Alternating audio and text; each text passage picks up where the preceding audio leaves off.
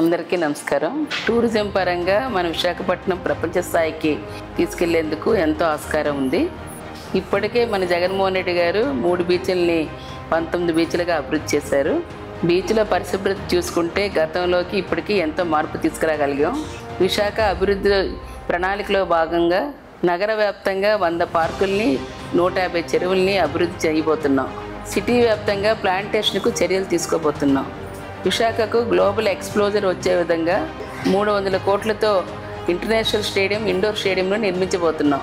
వీటితో పాటు విజన్ విశాఖలో భాగంగా nature history park, science museum, fun జోన్లను ఏర్పాటు చేయబోతున్నాం. పరంగా మన విశాఖపట్నం ప్రపంచ స్థాయికి తీసుకెళ్లేందుకు ఎంతో ఆస్కారం ఉంది. ఇప్పటికే మన జగన్మోహన్ రెడ్డి గారు 3 బీచ్ల్ని 19 బీచ్లుగా అభివృద్ధి చేశారు. బీచ్ల పరిశుభ్రత చూసుకుంటే గతంలోకి ఇప్పటికీ ఎంతో మార్పు తీసుకురాగలిగాం. విశాఖ అభివృద్ధి ప్రణాళికలో భాగంగా నగర వ్యాప్తంగా 100 పార్కుల్ని 150 చెరువుల్ని అభివృద్ధి చేయబోతున్నాం. సిటీ వ్యాప్తంగా ప్లాంటేషన్కు చర్యలు తీసుకోబోతున్నాం. విశాఖకు గ్లోబల్ ఎక్స్ప్లోజర్ వచ్చే విధంగా 300 కోట్లతో ఇంటర్నేషనల్ స్టేడియం, ఇండోర్ స్టేడియంను నిర్మించబోతున్నాం. వీటితో పాటు విజన్ విశాఖలో భాగంగా nature history park, science museum, fun జోన్లను ఏర్పాటు చేయబోతున్నాం.